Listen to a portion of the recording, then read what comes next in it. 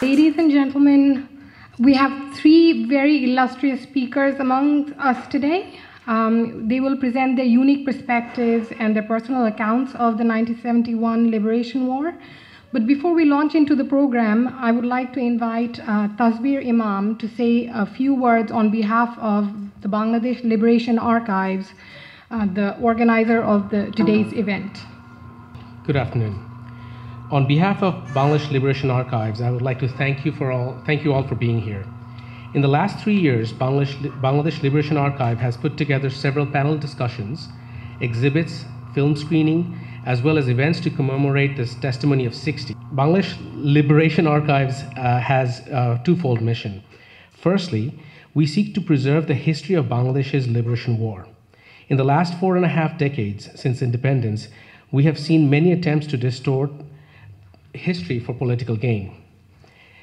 We are a non-partisan network who seek to capture Bangladesh's proud history by collecting archives of historical documents, audio and visual footage, and artifacts, and most importantly, the oral history of 1971. We believe this will be crucial for future generations of historians, researchers, as well as writers.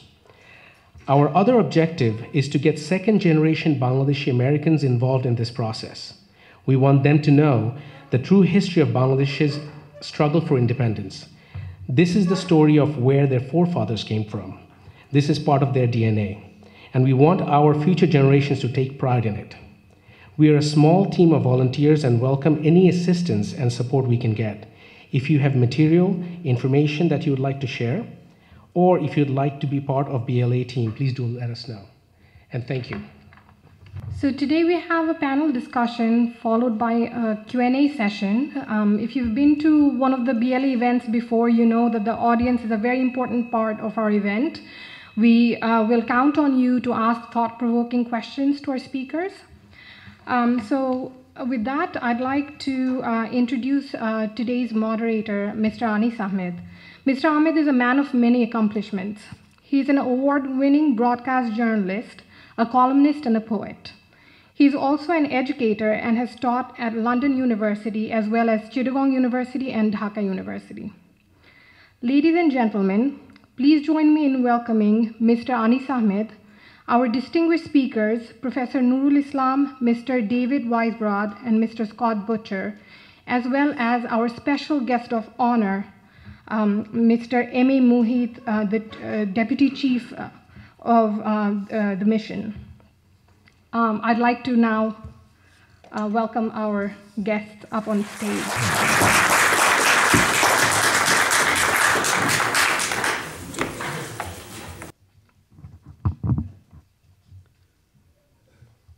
This afternoon's special guest, the Deputy Chief of Mission, Mr. Mohammad Mohit, distinguished panelists, ladies and gentlemen, a very good afternoon to you all.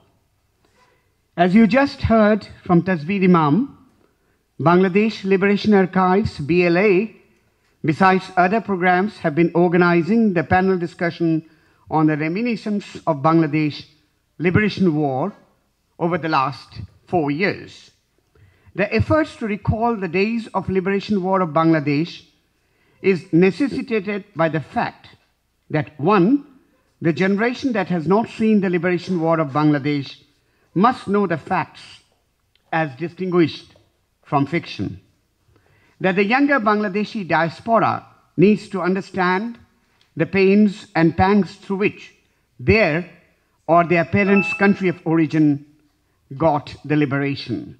And three, the generation which witnessed the entire process of Bangladesh Liberation War is unfortunately gradually shrinking.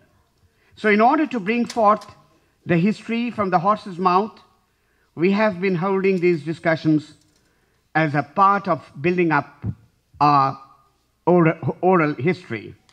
In today's program, as you heard, our distinguished speakers are Professor Nurul Islam, Mr. David Weisbrod, I'm not sure if I'm pronouncing his name right, and Mr. Scott Butcher. As we begin our program, it reminds me of Nobel laureate Amartya Sen's book, The Idea of Justice. Sen in that book says, quote, "It is fair to assume that Parisians would not have stormed Bastille, Gandhi would not have challenged the empire on which the sun used not to set. Martin Luther King would not have fought white supremacy in the land of the free and the home of the brave without their sense of manifest injustices that could overcome. And," unquote, "if I may add, Bangabandhu Sheikh Mujibur Rahman would not have placed his 6 points program if he did not feel the injustice his people had been facing." Professor Noor Islam, our first speaker, will focus on the genesis of the liberation of Bangladesh, where I am sure he will unveil this issue of injustice. Before he begins, let me have the privilege of introducing Professor Islam, who is a reputed scholar and emeritus fellow at the International Food Policy Research Institute of Washington, D.C. He was the first deputy chairman of the first Planning Commission of Bangladesh. Prior to the independence of Bangladesh, he was closely associated with the 6-point program of Bangabandhu Sheikh Mujibur Rahman, which is widely considered as the Magna Carta of the independence of Bangladesh. As a first-hand witness of the birth of Bangladesh as a nation, he recounted the political economy of nation building in his esteemed book titled "Making of a Nation Bangladesh as an Economist's Tale." The book provides a penetrating analysis of the evolving struggle of the Bengalis with Pakistan government's policies on economic issues that led to the birth of Bangladesh. As we are about to hear the genesis to the liberation of Bangladesh, may I now have the privilege of requesting Professor Noor Islam to speak on the genesis of the liberation of Bangladesh. Professor Islam, let's give a big hand.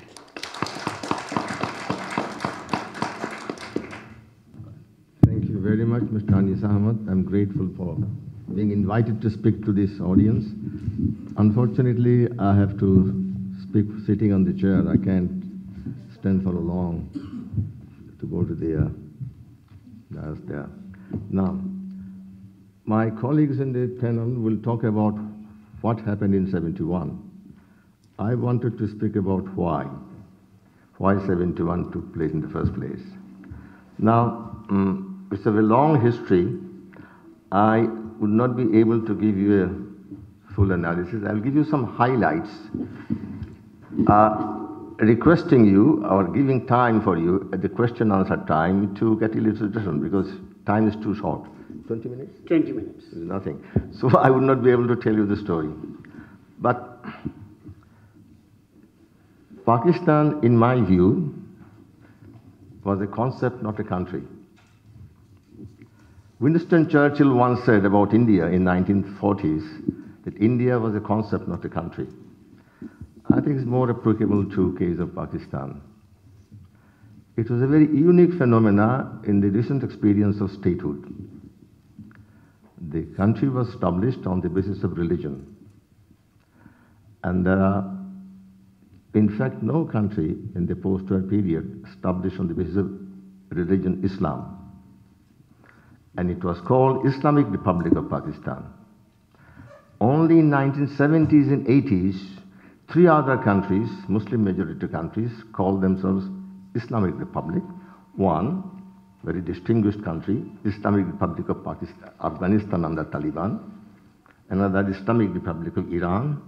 And a very outlying country, Mauritania in West Africa, Islamic Republic of Mauritania. So you see, Pakistan is a very unique country in the recent history of political development in the world. And the country that was created in 71 consisted of 2 parts, between which there is no similarity, affinity, commonness, either of culture, tradition, language, nothing. Only thing common between these parts of religion. That's what I said, it's a peculiar country created on the basis of religion. In addition, it was separated by 1,100 miles of foreign hostile territory. They had a war in 47, India and Pakistan. And the transportation between the two wings, the airfare was about 50% higher than per capita income of East Pakistan. The sea journey took 3 weeks, and the cost roughly near about per capita income. Therefore, virtually two countries. It was not realized. More importantly, the serious economic implications of this distance was there was no mobility of labor from one to the other. So developments in one wing, economic developments, would not create neither income nor employment opportunities for the other. Very unique situation. Thirdly, the majority was located in East Pakistan, geographically small, physically small area. Minority was in West. And the start with per capita income of East Pakistan was lower than West.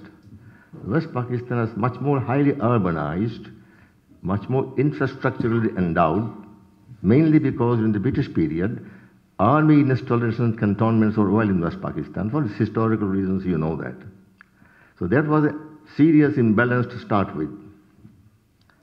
And fourthly, the structure of decision-making, civil and military establishment, very little participation by East Pakistanis. About 5% in the army, about 20% in the civil administration, and very little in the business entrepreneurial community. This is the starting point of a very unique, peculiar country. That's what I started saying is a concept, not a country. Now, how to deal with this kind of peculiar situation of a unique country? You need a very unique constitutional, economic, and political structure. That was not even thought of. The standard, usual, centralized decision-making government was the pattern of Pakistan, and therefore, it was right away from the beginning started facing serious obstacles. Because there was no commonality between these two wings, excepting religion, the first attempt was to unite them was through making Urdu the state language of Pakistan. When Muhammad Ali Jinnah declared this policy in the University Convocation Hall, I was present there as a young student. And the protest was no, no. Then he was very worried. He said, what is this? Founder of country come here, face this student opposition? He said to the governor, can I speak to 3 or 4 senior students? So I was not one of them, 3 of them went, and he said, look here, don't you understand? I am not an Urdu speaking person. Why did I say Urdu? It's the only way to keep you away from the Hindu culture and tradition, to win you away and to make you Muslim, and to make you united with West Pakistan. Right from the beginning, there is a problem, I agree with him, a genuine, serious problem. And whether the remedy was the right one, we can see it was not the right one. The first attempt to create alienation and aggravation of alienation of East Pakistan was declaring Urdu as state language, resulting in student movement, killings of students in 1952. I have to very fast go over it. Then in 1954, between 47 and 54, they struggled for economic justice in terms of development, nor political participation made any progress. So 54, election in East Pakistan, Muslim League, who was the ruling party, was routed and replaced by United Front, which eventually broke up into components, and Awami League took over. In 1956, another step was taken, that 4 provinces of West Pakistan were united into one. So the balance east, and then, more importantly, in a future constitutional arrangement, there will be parity of representation east and west. By stroke of pen, majority status of East Pakistan eliminated. 1958, martial law. All these periods of years of instability, so they had to intervene continuously. No agreement in the constitution making process. 58, martial law. That was the, I should say, first nail in the coffin of Pakistan. There are several others. Total disenfranchisement of East Pakistan is from any political decision-making process. The country was ruled by the military, and military had very little to do with this presentation. Then Up to 58-62, there was no political activity. Everybody was put behind the bars. Many politicians were disqualified for the public office. 62, and constitution was introduced by Ayub. And in that constitution, presidential form of government, indirect election, and parity in representation. But all this period, disparity between the two wings widened. So economic justice was not there, and political participation was absent. So therefore, 58 was, as I said, is the first nail in the coffin. Then political activity resumed in 1962.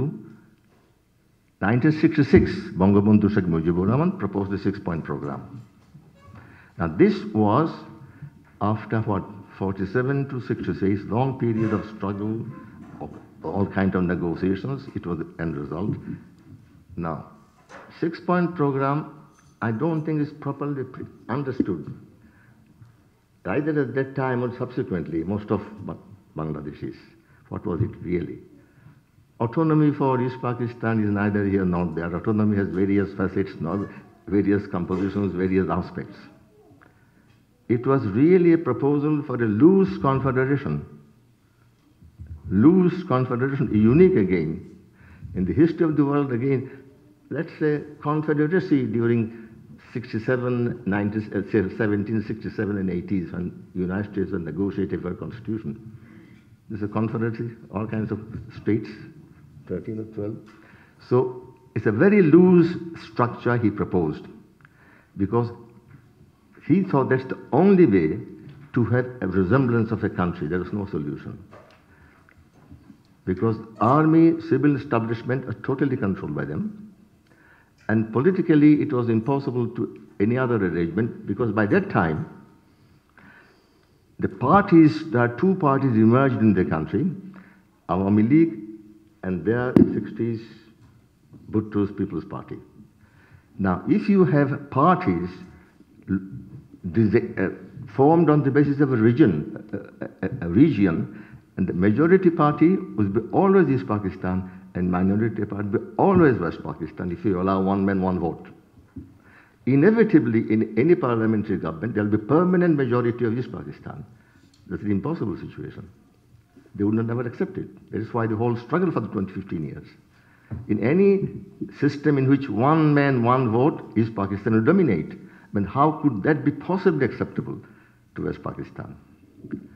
So the situation had no solution excepting a very loose confederation.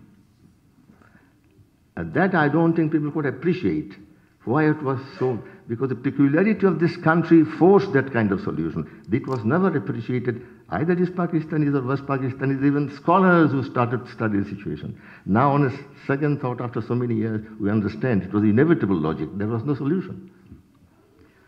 Because if you have political parties based on unalterable characteristics, today's majority cannot be tomorrow's minority. It's continuous majority of East Pakistan, continuous minority of East Pakistan. There's no solution. Even if a democracy parliament system was introduced. So that was the only way semblance of a country could be maintained. The central government would have foreign affairs and defense, and the rest of the powers, economic, political, all belong to the provinces.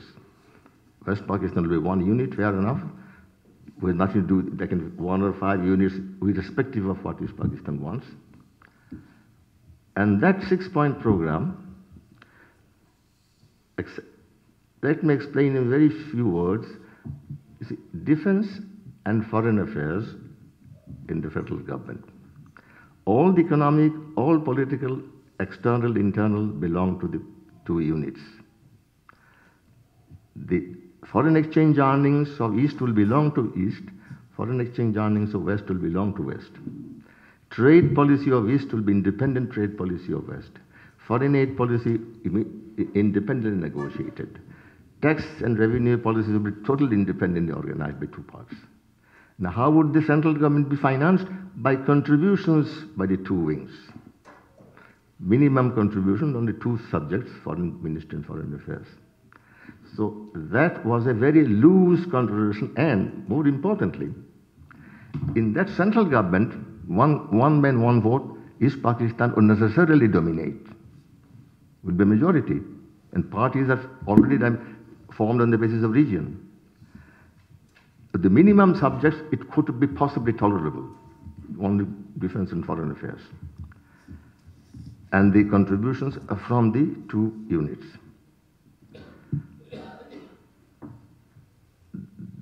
There will be no free trade between the two wings. Imported commodities from abroad cannot be re-exported because that will be foreign exchange. Therefore, it has to be reimbursed in foreign exchange, like foreign trade. And the trade policy will be different. I don't want to go details, it's not the place for it, but let me explain the only thing, that these two units will be totally economically independent, accepting there will be central government and to contribute to the maintenance of central government. Now, what happened to the army size and composition?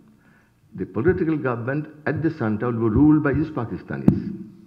Therefore, the army size and strength will be determined at the parliament, in which East will deciding factor. And in addition, East Pakistan and same West Pakistan would have the national militia, provincial militia. Now, the strength, size, composition, equipment, all will be decided by the East Pakistan government. What prevents me to have an army almost as big, as good as the other one? Now, in this situation, it is a loose confederation, could be snapped at will by any party. Nothing can be done about it. Supposing West Pakistan, thank you very much, nothing can be done. So it will be a willing cooperation to stay together by these minimum contributions, minimum functions. Obviously, when Bangabandhu announced this policy in 1966, the reaction of Ayub, President of Pakistan, was very simple. This is outright secession, and I will meet his demand by the language of weapons. And started large-scale incarceration, harassment. The party between 1966 and 70 almost eliminated. Now, in between something happened. A conspiracy case was instituted by Bangabandhu that he was conspiring with India for independence. So trial was on, highly publicized, but it flopped. Couldn't prove it. By that time, the huge movement in the country for his release. So he's released. Ayub was toppled. New general took over, Yahya Khan. He said, well, I will give elections on the basis of one man, one vote. So that is the genesis of the 1970 election. And Bangabandhu fought that election on the basis of 6-point program. He said, if I win, and if I get support, I will go to the parliament and submit a new constitution based on 6 points. As simple as that. No compromise. Now, by that time, we came to the end of the road. Army would never accept it, obviously. I have personal memories of that. The day the election, about 2 months later, there was a Security Council of Pakistan meeting took place. Security Council means the President, Army Chiefs, and civilian ministers. They decided that if Bangabandhu Sheikh Mujibur Rahman did not compromise massively on a 6-point program, we have to suppress physically. There's no choice. And that message was conveyed directly, indirectly. But Bangabandhu was adamant that yes, I have won the mandate, I'll win it. So when the negotiations for compromise started in March 71, it was not meant to be serious. Because there's a serious problem. If I want to clamp down militarily and suppress physically, I have to have massive soldiers moved to East Pakistan. Air Force moved to East Pakistan. It takes time. And because of Indo-Pakistan war, by that time, Pakistan hijacked Indian plane, therefore there was no overflight allowed. So they had to come all the way via Singapore, by Sri Lanka, to Dhaka to carry soldiers. Huge effort, cost and time. So, and they needed time to strengthen the army and the navy in East Pakistan in order to strike. So needed time, and time was needed, therefore negotiations, in my view, since I was indirectly involved in it, was a time-saving device that you must allow time, otherwise how do I get this job done? Once the sufficient numbers came, Yahya was in Dhaka, he decided, now I go, they all left, negotiations stopped. And 2 days later, crackdown took place. So therefore, what I'm trying to say that the history is a very straightforward one, as I have described it. So I leave it to you to ask the questions. Am I finished by 20 minutes? Okay. Thank you very much.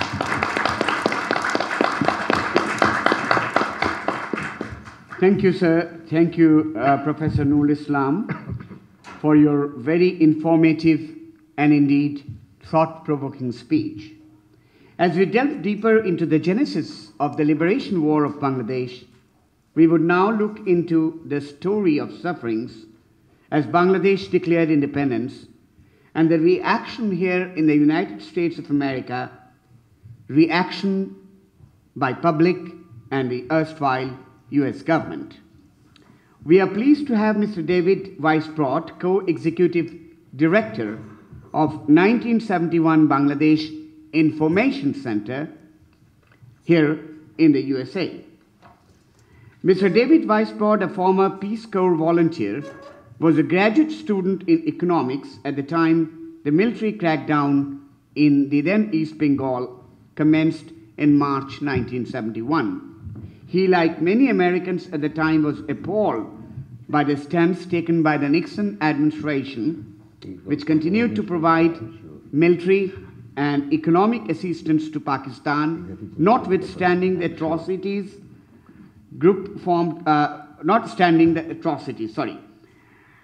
David was chosen as co-executive director of the Bangladesh Information Center, a citizens group formed by distinguished Americans in the medical, academic, and public policy fields to help spearhead lobbying efforts to promote a balanced American foreign policy in the regime. The Bangladesh Information Center successfully promoted the Saxby-Church Amendment to the Foreign Aid Bill, which was passed by Congress to stop arms sales to Pakistan. We are privileged to have him amongst us today, who I must say readily agreed to come here from Pennsylvania. May I now invite Mr. David Weisbrot to speak on the American reaction to the 1971 military crackdown, how citizens in a democracy can have their voice heard, mobilizing Congress to act, and the privilege of serving a cause that is so worthy of support. Mr. David Weisbrot, a big hand for him.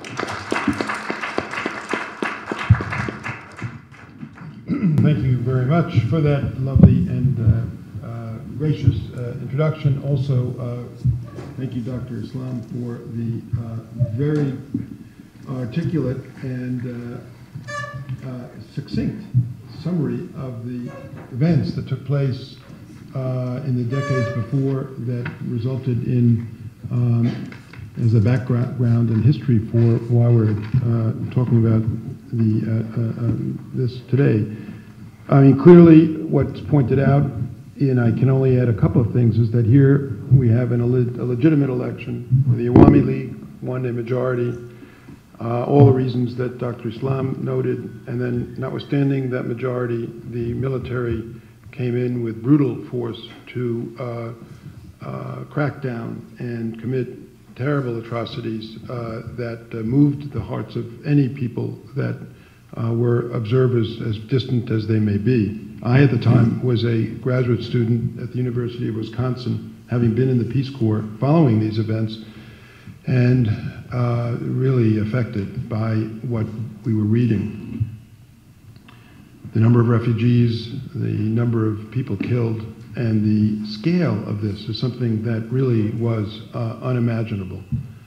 There were many really outstanding Americans that created, Dr. Greeno being one that's in the audience today in Canada, many who were from the medical community and at the Cholera Research Laboratory, CITO Cholera Research Laboratory in Bangladesh, and who were most credible as representatives in Washington, because these are people who are generally not political and had no political perspective on what they observed, but were really there because they too were moved and in many cases were eyewitnesses to what was occurring. This group first approached the White House and the State Department and the executive branch in general, and I think were effectively turned away without an acceptable response. Hence, there was a feeling at the outset that a sustained effort would be needed to mobilize American opinion to counter some of the policies that were taken at the time by the U.S. government. The noted at the time media person Jack Anderson, who had about 130 outlets for his reports around the country, was given the benefit of a leak. I think it occurred, this is later during the crisis, in the month of December, at a Dart drugstore in Washington by a bureaucrat you may know, I don't know who that was, who passed along to Jack Anderson tapes of discussions that were occurring in at the national security level. And those tapes were most revealing and then were leaked and reported by Jack Anderson in the media to the effect that Dr. Kissinger, the national security head at the time, was, quote, getting hell every half hour from the president because he was not doing enough to help Pakistan. And that the president's desire is to tilt toward Pakistan during these events. In what appeared to be a gross ignoring of what was occurring inside of the country, and moreover, perhaps even more sinful, an ignorance, a complete ignorance of the history, as Dr. Islam just laid out. The Bangladesh Information Center helped to spread the news on military weapons, spare parts, and military equipment that was being shipped. I recall the article by Tad Schultz in the New York Times of the Padma, the vessel, Pakistani vessel that was shipping military arms during this very period to Pakistan, notwithstanding what those arms were being used for. So a sustained effort was needed. This was not going to be an immediate thing.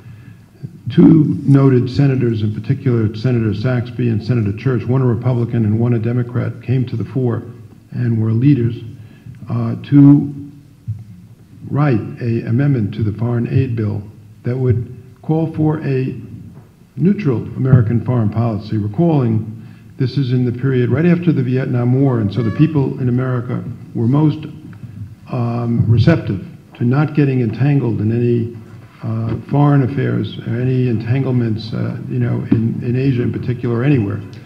And so the objective of this legislation was to promote neutrality and to stop the military assistance that was going on to Pakistan. Of some interest to show how even a single person can have a huge impact.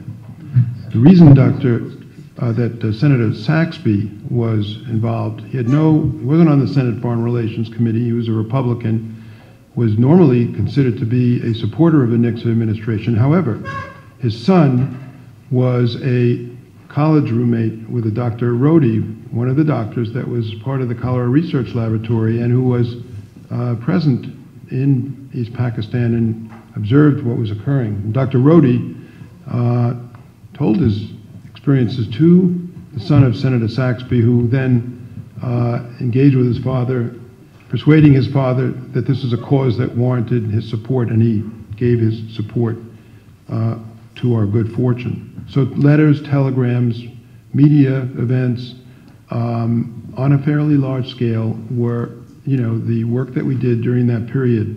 There were many on Capitol Hill.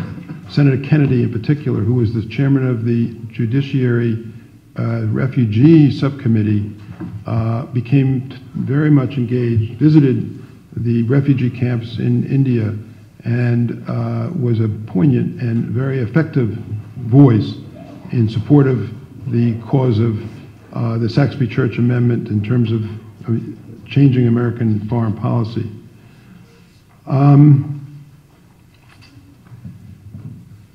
At the end of the day, of interest is that the legislation was passed and signed into law by the president.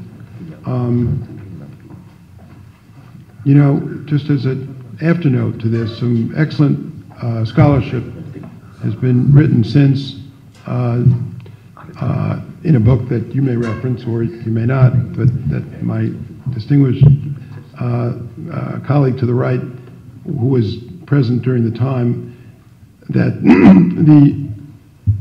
even after the law was passed prohibiting American weapons being sent to Pakistan, the Nixon administration continued to provide such shipments through third countries, Jordan and other countries, in total and utter violation of the will of the people and the law that was passed. So I would argue that, you know, however good a watchdog we may have been, and the only alternative, which is no alternative, is to be silent in the face of such events. But notwithstanding the quality and the passion and the accomplishments of our efforts, you know, cynicism of the scale that we saw at that time in Washington and ultimately manifested in the Watergate scenario is beyond the scope of any watchdog.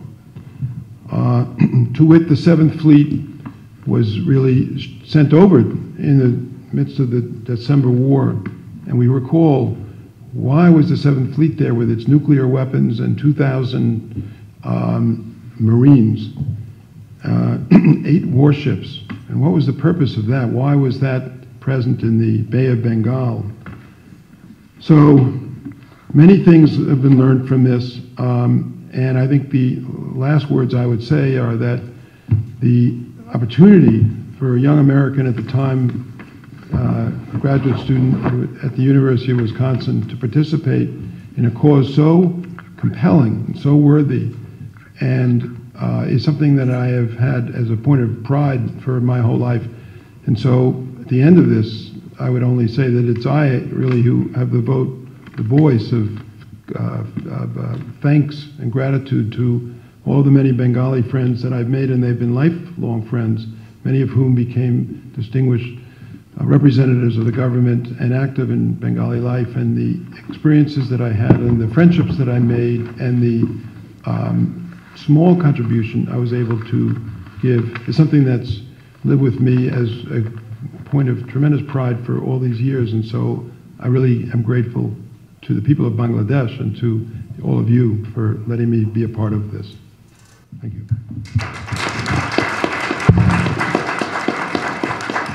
Thank you so much for your very informative and indeed illuminative speech. I also forgot to mention that Mr. David Weisbrod has been honored by Bangladesh government. He's one of the few non-Bangladeshis who received the Independence Award. Let's give him a big hand. We just heard from Mr. Weisbrod about what happened at this end of the globe, when people were mercilessly persecuted at the other end of the globe. And there, what was then known as East Pakistan, was Mr. Scott Butcher quietly watching the tragic turn of the situation as he and his boss, Archer Blood, were having tug of war with Washington's erstwhile administration. But before I invite him to speak, let me have the privilege of introducing Mr. Scott Butcher. Mr. Scott Butcher is a retired U.S. Senior Foreign Service officer who specialized in South and Southeast Asian affairs in the State Department and in overseas assignments. After an initial posting to Burma, he was assigned as a political officer at the U.S. Consulate General in Dhaka, the then East Pakistan, from 1969 to 1971. In April 1971, on behalf of a number of officers of the Consulate General, he drafted a cable dissenting from U.S. policy towards the Pakistan Army's brutal crackdown against widespread civil unrest in East Pakistan, following the annulment of the previous December's national election results.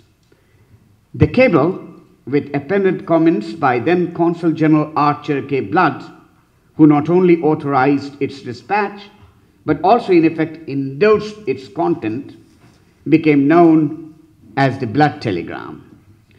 Following conclusion of his Dhaka assignment later that month, Scott returned to the State Department in Washington, where he served as Pakistan desk officer and then as the first Bangladesh desk officer from 1971 till 1973. He was entrusted to draft the Bangladesh recognition statement that was released by the USA government when America formally recognized the independent Bangladesh as a country. Mr. Butcher was not merely a silent spectator, as I mentioned first, to the unfolding events, but he also played his role during the transition and transformation. May I now invite Mr. Scott Butcher to speak on his experience from a young American diplomat's perspective. Mr. Scott Butcher.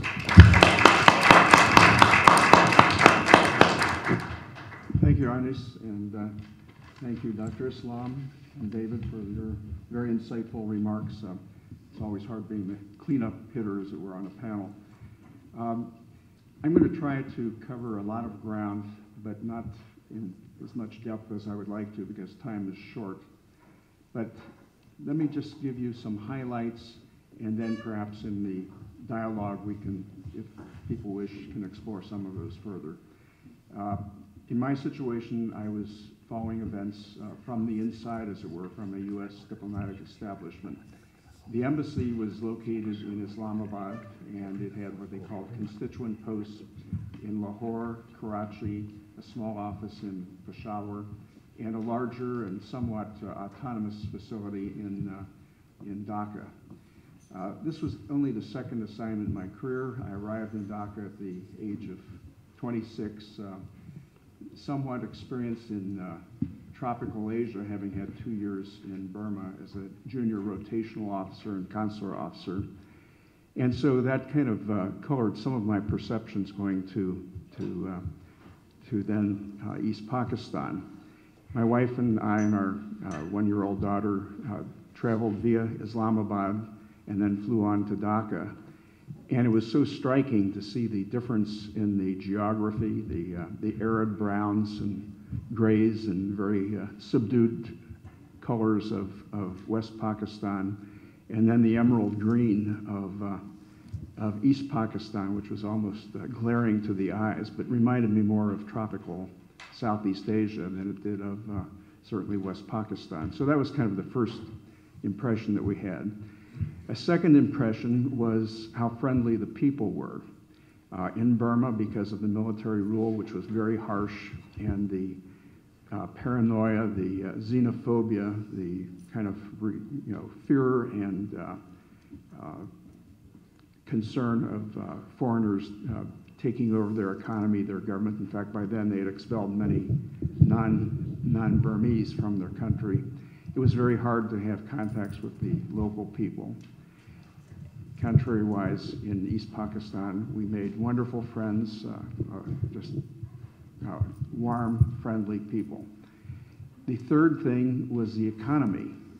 Even though there were imbalances, East Pakistan was much, much poorer than the West. In comparison with Burma, even the poor people had some access to food and clothing and other articles of daily living that the people in Burma did not have. So this gave me the impression that even in the worst of circumstances, a more open economy as well as more open politics. And even though it was a military ruler, it was not a police state like Burma was.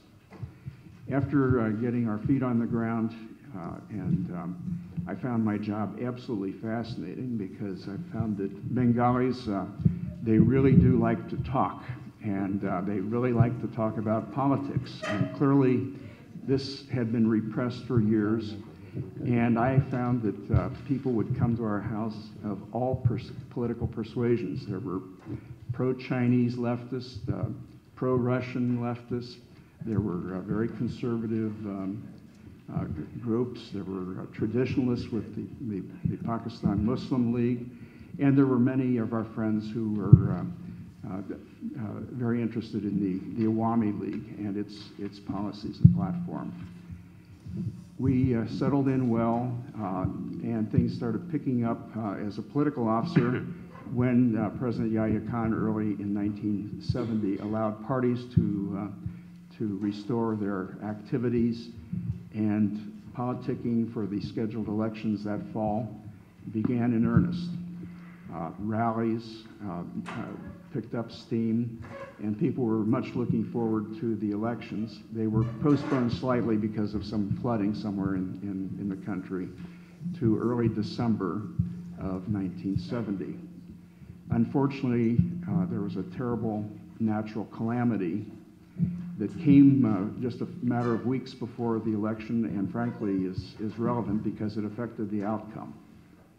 One of the worst natural catastrophes the world had seen, a cyclone that came right during the middle of the harvest month. There were a lot of people in low-lying areas harvesting crops, especially rice, and this tidal bore came ahead of this very strong cyclone called now the Bola cyclone that hit in the Barisal lower part of East Pakistan and killed perhaps 300,000 people. It was a terrible calamity. I still have a couple of newspapers from that period. Devastation all around. Excuse me.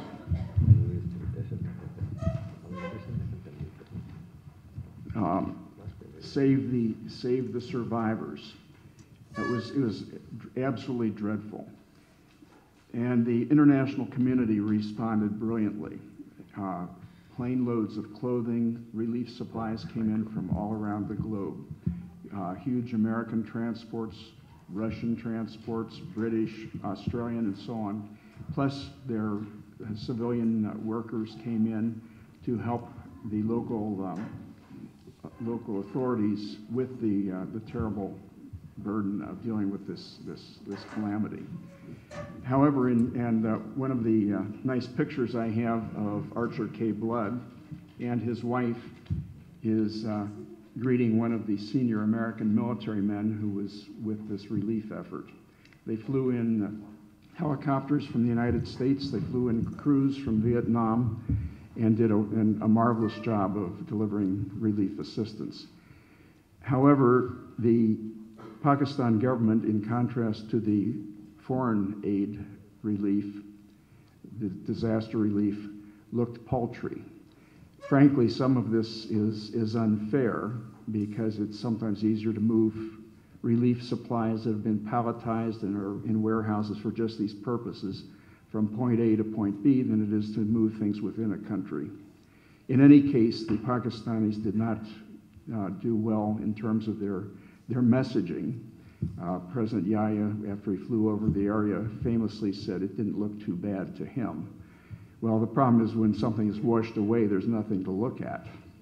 And in many of these low-lying areas, there were major structures to be destroyed. It was just people's lives and their livestock. In any case, after just postponing the elections in some of the immediately affected areas, the elections took place. And in response to this wave of this tidal bore and the seemingly unconcerned response by the federal government, by the Islamabad government, the Awami League won all but 2 of the National Assembly seats at stake in the East. What that meant was, as Dr. Nurul Islam has said, that on a one-man, one-vote basis, that gave the Awami League the majority for the National Assembly. My thinking is with the one-man, one-vote that the West Pakistani power elite had hoped that, as in the past, the Bengalis' votes would be divided among multiple parties. But the fact that one party won this overwhelming majority, I think, caught them very much by surprise. I think it caught many of the Awami League people themselves by surprise. I mean, they expected a victory, but as this says, landslide victory for Awami League. So they won a huge, dramatic victory. And this raised everyone's exuberance, enthusiasm that once the results were taken into account and the assembly was seated, that the East Pakistanis would not only be represented, but they would be basically the kings, if no longer the kingmakers or a part of a coalition. They would be able to call the shots. But as Professor Nur Islam has said, this was not going to happen. That unfortunately the Awami League's outstanding landslide victory added to what was already a fairly unbalanced situation with great prospects of spinning out of control. And it may well be that the negotiations that took place were not in good faith. They were only to reinforce the military posture in the East. But in any case, many of us were hopeful that things would go well. Before what happened was on the 1st of March, the government, President Yahya, said that the elections, or excuse me, the National Assembly was going to be postponed without any set date of assembly or deadline. That immediately caused, as Archer Blood in his great book, The Cruel Birth of Bangladesh, noted, that as soon as he saw the people streaming into the streets and the full import of this postponement, which was essentially an annulment of the election results, he thought that marked the tipping point, the crossing of the threshold, the end of unified Pakistan. And it turns out he was absolutely right. After several weeks of negotiations, at least talks, with the appearance of negotiations, there was some hope that things would be worked out. But on the night of the 25th, and meanwhile there was a very active civil disobedience. Some of us foreign observers actually thought the military was fairly restrained. They were being provoked, they were being spat upon, there were a number of incidents, and they seemed to be fairly disciplined. There were some cases of police or military firings, but limited. In any case, they seemed fairly restrained. The night of the 25th, 26th of March, which of course everyone is very much aware of, I won't go into all the details, but we knew something was up. We could hear a couple of isolated gunshots. I received a phone call from Sidney Schanberg, later to become fairly famous for the book and then the movie The Killing Fields, about the genocide in Cambodia. And he said, we are stuck at the Intercontinental Hotel. He was calling on behalf of himself and two other journalists from the Baltimore Sun and the Washington Evening Star. He said, we want to try and get out a pooled story about what's happening. He said the Army has suddenly come into the building. There are reports that President Yahya has left and that Bhutto has perhaps gone into the cantonment area. The Army is tearing down the Bangladesh flags, these little flags that had been put up on an impromptu basis. The People, which is a newspaper put out by the Awami League, said, "Flag of freedom is born with stain of martyrs' blood." Well, this was on March 24th, so this was pre-crackdown. But these flags, and here's an example of what came with a newspaper handout with the original Bangladesh flag, supposedly designed by students, with the inlaid in gold, Marshana Bangla is a word, map of Bangladesh, East Pakistan at the time on it. In any case, the Army was tearing down and burning these flags. The journalists had been told if they stepped outside the Intercontinental Hotel, they would be shot. And then Sid Schanberg said in a very understated fashion, "We all think something is happening." he, of course, knew it was very serious and that things had broken down, and that the dialogue was, whatever kind of dialogue it was now ended. I called to the Consulate General, to the office, to see if there was anyone there who could send out a message, and they had no communicators there. There was just some local people at the local employees. But they did say that the police guard that had been at the consulate, we had no Marine guards there, had been withdrawn. I was finally succeeded in talking to my then immediate boss, Carl, Deputy Principal Officer, Deputy Consul General, who was at a reception at Archblood's house, the Consul General's house. Read him the story.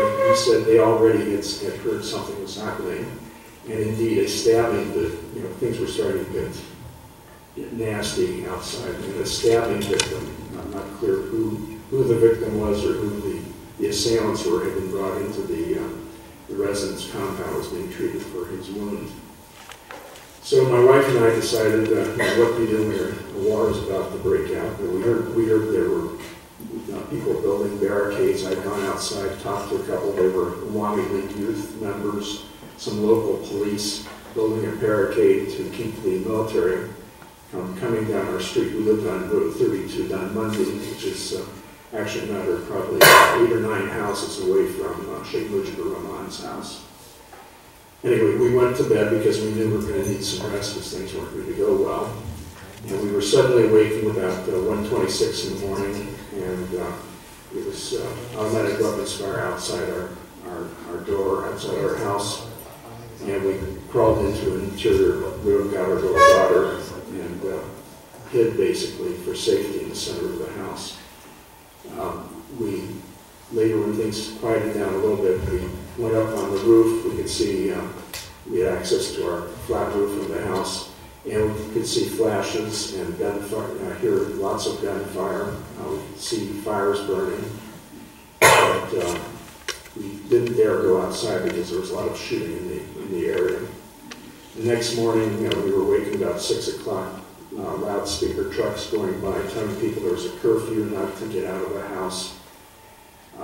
I tried to, at daybreak, I tried to leave, and there was a Pakistani soldier, and I don't speak Urdu, and he clearly didn't speak English, but he pointed his rifle at me, and I got the message that I was not to leave the premises.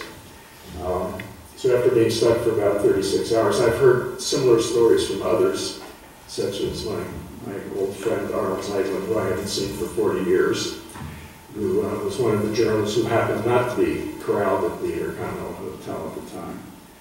I'm sure he would be welcome. We'd welcome questions from you about his experiences, which are quite lively too. Anyway, the dependence of and non-essential personnel, including some aid workers who could no longer carry on because their programs had been stopped, were evacuated. We heard many, many stories, many of them from the medical community. We had very well-informed, well-plugged-in aid workers, medical workers. The Paxito Cholera Lab had some outstanding people who were very much caregivers. They rendered great service for America and for what was then East Pakistan. And frankly, our interests in East Pakistan were largely humanitarian. There may have been overarching strategic interests in terms of Pakistan because of its geography, its being a bulwark against what was then seen as the threat of both Soviet and Chinese communism. It was a linchpin between SEATO, on one hand, linking with Southeast Asia and our other treaty allies there, and with CENTO, which was our Middle East treaty organization, central treaty organization. But for the East, it was largely humanitarian, and that's what tied us so closely with the people of East Pakistan. The evacuation flights for us were made because of our government chose not to send in U.S. military flights, unlike what other countries did. I think the British, the New Zealanders, and Australians and others sent in C-130s and so on. We helped subsidize the flights that were bringing in the Pakistan military, with our people being flown out over Ceylon because you could not fly directly over India. In my case, my wife was evacuated in early April. A number of us stayed on, and we kept hearing the stories of atrocities. I saw a number of bodies. It was one of several who went out to a village outside of Dhaka where we saw some horribly injured people, rotting bodies in fields. To this day, I don't know who the victims were. I don't know if they were Hindus, any type of Bengali, Biharis. We don't know if it was some village feud or what happened. But once the army cracked down, lots of people were fearful. They feared their neighbors, and there were lots of sectarian attacks. Many cases encouraged by government supporters. The State Department and the U.S. government did speak out, but what they said was they hoped that violence on all sides would end. And for those of us there, we saw it as a one-sided use of violence by the instruments of the government in the Army crackdown. Friends, acquaintances were either killed, forced to flee, or utterly terrorized. One of the my close friends at the university, a political science professor, his wife came to our house and in utter terror and asked my wife to try and help them in any way we could. They did succeed in leaving us as refugees subsequently, but it was just traumatic for everyone. The wives who were evacuated on their way out talked as best they could to journalists to tell their stories, to bear witness to what they had seen, and try to give additional texture to the reports that were coming out. We in the embassy reported, we thought as professionals, as dispassionate. We did not have favorites between the Awami League or any of the other parties. We reported, we were not influencing events, and we were very pleased that there had been a democratic election. It seemed to have been very well done. But we too were absolutely disappointed and appalled that the election outcome had been first annulled and then the brutal army crackdown following that. But it was essentially silence from Washington, and that led us to send a telegram, a confidential telegram intended just for the U.S. government audience,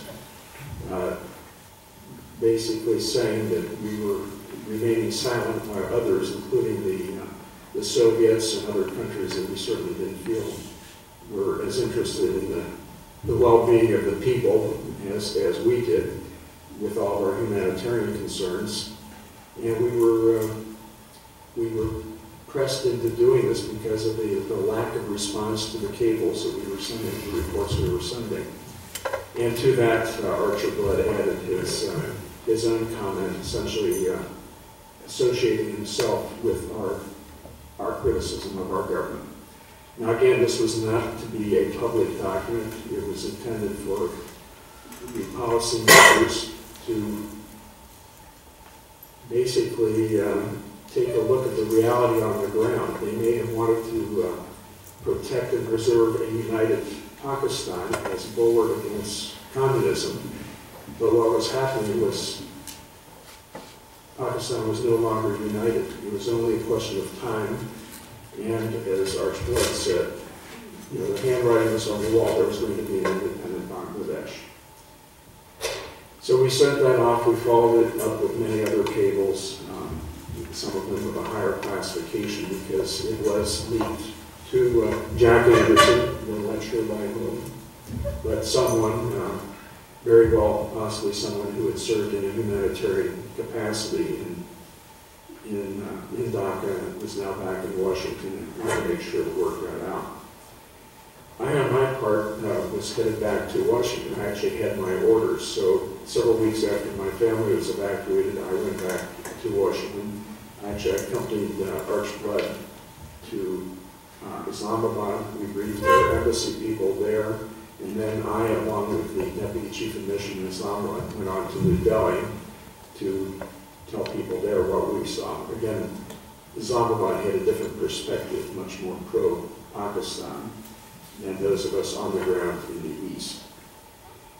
Returning to the United States, I found that there's kind of one aspect of no good deed goes unpunished. My wife and the other wives were absolutely radicalized by what they had seen and by the failure of the U.S. government to take an active public role in condemning the violence, or at least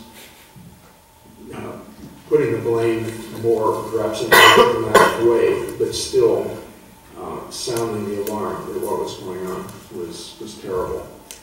The wives went back. Someone wrote a letter. My wife, whose father worked at Ford Motor Company in Detroit, had access to a mimeograph machine. They made hundreds of copies. These ladies sent them to their congressman. Their congressman, as is the case, sent approaches and requests and demands to the State Department for response. Those letters went to the State Department desk officer, which happened then to be me, and I had to answer all these letters.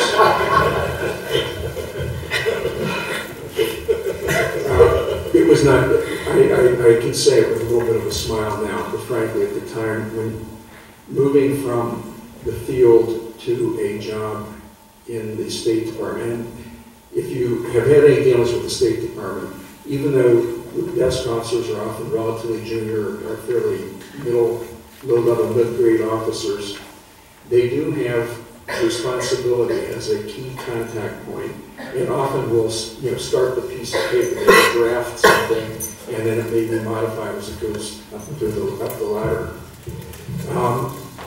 But I felt when I came back, I was very concerned that I was going to be somewhat ostracized because we had broken with company policy, as it were. And to the contrary, I found that I was in the midst of lots of people who were very expert, in fact more expert on South Asia than was I. And it was a very welcoming group of people who wanted to solve these terrible problems that were then afflicting South Asia, and especially East Pakistan, and increasingly India too, because they had to feed the tens of, the 10 million or so refugees that eventually fled from the conflict zone. For me, never having had a State Department job before, it was tension-filled. It was wearying because you felt that people were dying, and if you couldn't get things moving, be it refugee relief, be it somehow getting food to the people who were affected in the East, and somehow ending the conflict and trying to get out of this growing quagmire. We did as much as we could. We tried to accentuate the positive, do things that we could within the policy constraints of moving things forward. We had very good connections with people on Senator Kennedy's staff, Jerry Tinker and others, who were dealing with refugees. It was a very bipartisan concern on Capitol Hill. It was pretty amazing. That was more of an era of bipartisanship in foreign policy than we find these days, where the political disputes stopped at the water's edge. Well, the Kissinger and Nixon approach was very much colored by, as you can read in an outstanding book by Gary Bass, The Blood Telegram, Nixon, Kissinger, and a Forgotten Genocide, which was published in late 2013, was a runner-up for the Pulitzer Prize for general nonfiction, and has gotten lots of awards, including the Asia Society's top book award for 2014. And he has access to the Nixon tapes. And it's clear there's also a certain prejudice that both Nixon and Kissinger had toward India. And I think they were impressed by the West Pakistanis as kind of a proud martial people, as opposed to these, poetry reading East Bengalis. A lot of us like the poetry readers. In fact, we thought that maybe if you put a Pakistani soldier without a weapon in a room, without, with a Bengali, neither of them armed, that the Bengali would certainly prevail because he would out-talk the West Pakistani. In any case, the conflict, the crisis continued. It mounted. The pressure. People were being killed. People were being slaughtered and dying. Those who didn't die of gunshot wounds were dying of disease, of malnutrition, and it was a really horrible unfolding situation. The Indians. First covertly and then more overtly assisted the Mukti Bahini, the freedom fighters. The fighting tended to spill over in the border areas. They were shooting across some of the areas where the Indians had tried to provide covering fire for the Mukti Bahini. In a nutshell, I think Pakistan could tell that they were about to be invaded, and they preemptively attacked Indian airfields, which of course prompted a full-scale war on two fronts. Within a matter of days, the Indian forces, with the assistance of the Mukti Bahini, who helped provide intelligence and so on, were able to overcome the 75,000 or so Pakistani forces in the east. And on the 16th of December, victory was declared. And the Bangladeshis had been putting out newsletters. They had a very good information network.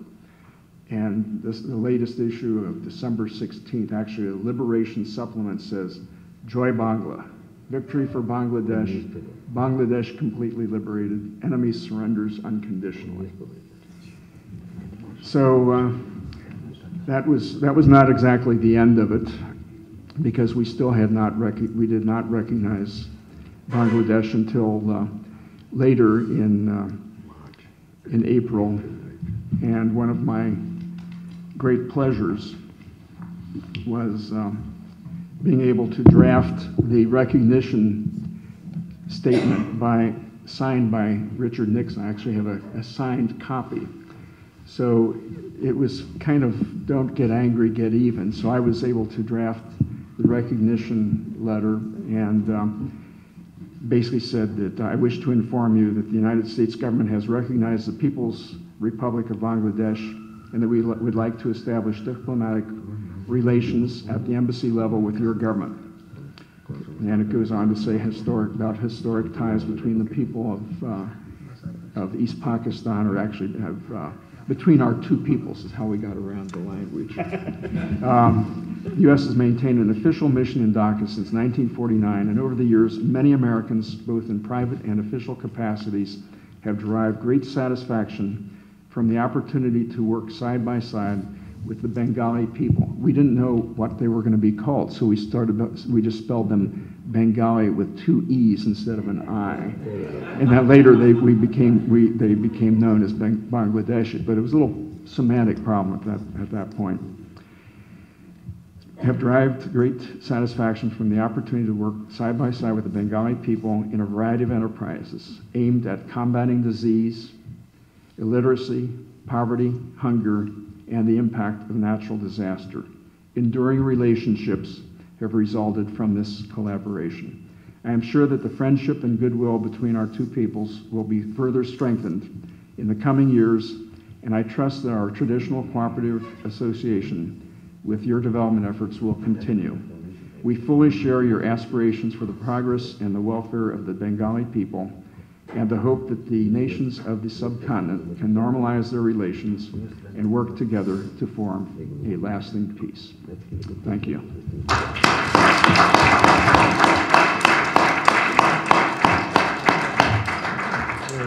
Thank you, Mr. Scott Butcher, for your very excellent presentation. The traumatic and the tragic situation through which the Bengalis had to go through while trying to get liberation from the shackles of Pakistan, you have pointed that out, you have seen it yourself. Before we listen to our special guest of honor, we'll move on to the floor to let our audience ask questions. I must mention here that amongst our audience today, here is Dr. William Greeno and Mr. Arnold Zeitlin, two of our former panelists. We are privileged to have Mrs.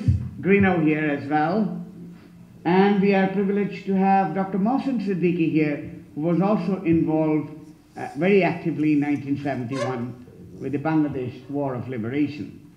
The floor is now open to questions for our respected panelists. Our team members will be around holding a microphone for you to speak out your questions. Yes, please. Dr. Zeitlin here. Nurul, is this thing mine? Yeah. Nurul, since the negotiations were, in your words, like a charade, Yes.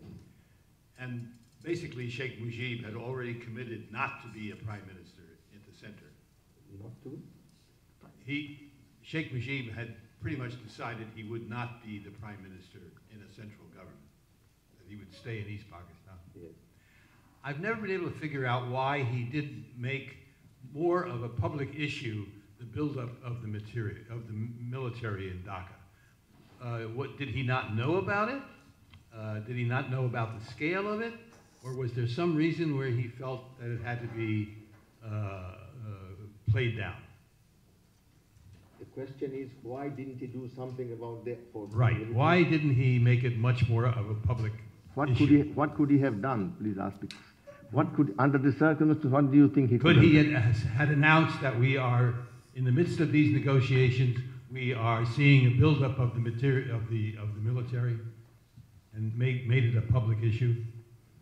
How did it happen? Hmm? How did it happen? How did it help? I don't. Well, that's what I'm trying you to are say. saying, why didn't he make a more public issue? Would that not have put pressure on the Pakistanis? No, the game was up as soon as the election results were out, and Sheikh Bangabandhu said, I would never and never compromise on 6 point. At that point, game was up. Decision was taken, let's say, early 71. I was in Pindi coming from Karachi to Dhaka, and there I was told by my friends, one of them was a member of the Defense Committee, Security Committee, that decision has been taken. If Bangabandhu does not significantly modify his claim, because Ehaya thought elections, people say all kinds of things. So what? When the real time comes, he will compromise significantly. Since he was unwilling to compromise, the gain was up. It was decided if he does not compromise significantly and satisfy himself, he will become prime minister, some powers will be given to Pakistan, there will be a crackdown. The language of weapons will be used. It's no second, it is completely decided. I have no doubt about it in my mind. It was decided, unless he significantly modifies demand, all this charade, who is prime minister, is going to make a difference. So you don't think that if... The 6 point program, under no circumstances, is acceptable to the Pakistani establishment. And Bangabandhu, under no circumstances, compromised. The game was up. And in my opinion, as I said, it should have been up in any case, a matter of time. So why didn't he say something? Did what say what? Sheikh Mujib. Declared independence. Why didn't he? Yeah. Okay. So that's one step. That is a question has been asked many times over. Now, 7th March speech can be construed in various ways. And he was playing the game of a politician who was negotiating with Pakistanis, apparently, but at the same time, options open. Now, supposing he declared independence, then when we came out, 2 questions arrived. Why didn't he leave for India, along with all of us? He would have started from there. or declare independence. In both cases, the rest of the world would have been against us. Never. He would have been a Dalai Lama if he went to India, which he could not. He would stay to be the Dalai Lama because the rest of the world was not willing to accept any secession anywhere in the agreement. You don't interfere in secessionist movements. So the world would have never supported him. So he had to create a situation in which it was obvious the state cannot stay. Now, whether he purposely decided the army will just crack down, no. He thought, I have not discussed with him, he thought that the 7th March to this non-cooperation movement was a demonstration enough to Ehaya, this game is up. You cannot suppress the Bangladeshis. If you want to fight, it will not succeed. He did not anticipate they'll be so mad as to start a genocide. That was a misjudgment, as I was telling before. Misjudgment on the term of the army. They never thought these short, dark, useless Bangladeshis will fight back. It was it's completely out of the radar scale. Second, they never expected the 10 million refugees streamed to India. The second one destroyed all hope of settlement. So the history cannot be repeated, cannot be reversed. You see, that is why there was no choice. Nothing could prevent the backup. Question of the method. So we did not expect that they will start a genocide. All right. Took up all the Awami League members of the parliament, take it to jail, killed few people. Not to start this kind of large-scale killing of innocents. Anyway, we can discuss further. I think there he is. This is a question for Mr. Butcher. Please introduce yourself. My name is Adnan Morshed. I am a professor at the Catholic University of America here in Washington, D.C. A question for Mr. Butcher. Thank you for your recollections. From what you said, it seemed like the feeling inside the U.S. consulate in Dhaka in March 1971 was of empathy or sympathy universally within the consulate. Was there any fracture in opinion? Were there any dissenting voice? Where there was Mr. Blood, the representative voice? Were there any conflict of opinions as to how to report the atrocities? Well, interestingly, first we were reporting what we saw. We had many sources who were very legitimate sources who we trusted, and we would collate this information. So we all were on the same page in terms of what was going on, and people would come in, we'd meet periodically and compare notes. We sent this information to the State Department. There was unanimity of what we were seeing. We may not have seen it all, but we trusted each other. And many of our, the people, again, with the Ceto Cholera Lab, these were humanitarians who had seen close up what was happening. This was not just rumor mill or something like that. The deputy, the provincial aid director, Eric Raffel, came to the office one day and said, "Scott, there's a park full of stacked up bodies. Do you want to come over and see it?" And I said, "No, because I trust you. You're a legitimate source." And we all saw, saw the results of the crackdown. The Agency for International Development had what was called a public safety program. It was actually training local police forces in non-violent methods. And we had a fellow who was a former U.S. policeman. We don't have a national police here, which makes it very interesting. So we recruit these people who are expert at policing. And this man had trained the police so that they wouldn't, just shoot people, that they would use various degrees of crowd control and so on. And he came in, this was a tough ex-policeman, and he came in one day with tears streaming, this was early on, tears streaming down his face, because most of the people he dealt with had been killed. So we all, we were all kind of comparing notes and on the same page, what we thought were the ground truths. when we weren't hearing from Washington and thinking that, we could at least get some feedback in a way that, subsequently we heard about the Kissinger mission to China, very hush-hush. They could have told us that we have some of our hands tied on what we can do with, and not even that we're having some sensitive high-level dealings with the Pakistan government. We can't say publicly as much as we would like. We understand. We hear what you're saying. We're going to try and work on this. We're going to try and pressure the Pakistanis to ease off, to try to avoid these types of, catastrophe, human-made as opposed to natural calamities. But we just got essentially silence.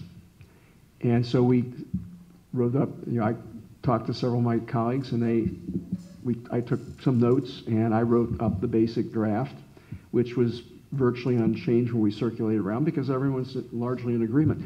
The key variable was what our boss would say, because Archblood was seen as a high-rising, fast-rising star in the Foreign Service. He was bright, articulate. He and his wife made a very handsome couple. He looked like he was going to high places, senior ambassador job for sure. So we saw him as very much indeed as a company man, a real polished, solid diplomat. And so with some trepidation, I left this cable with his secretary, and she brought it back to me because I guess she had run out of the special cable paper we had. She said, Mr. Blood wants to add something to it. I thought, oh my goodness. And then she brought it back to me when he had finished dictating to her what he wanted added, because she wanted me to re-sign the draft as drafting officer. And I was amazed because he added a comment. First, he agreed to send it through official channels, and secondly, he added a comment which not explicitly, but certainly implicitly endorsed what we had said. So there really was, people who didn't sign it were people who were not around or available to sign it. As far as I'm aware, everyone signed it. The person who didn't sign it initially was my immediate supervisor, Bob Carl, who just felt that he was part of management and he didn't think it was appropriate for him to sign it. Well, when he saw that the boss had signed it, he penciled in his name. So if you see copies, and there are copies available online that show the actual signatories, they're all alphabetical except for his, because he wrote his in at the bottom of the page, and the communicators couldn't read his handwriting, so they even misspelled his last name. It came out Kars instead of Carl. But so even he signed on. So it was not only consensus, it was unanimous in view of what was going on. And as I said, and reinforced by the wives and the others who got home early and were able to talk to the media and so on. People thought we were exaggerating. We may have been underestimating. At the time these anti-liberation forces are getting organized, were you aware of it? No, but I was there. I left in late April, shortly after, a few weeks after the crackdown, and people disappeared. I later found out that my very frail young Bengali instructor, who I thought he had a heart condition or something, a congenital heart defect, later turned up leading a Mukti Bahini band in the Sundarbans.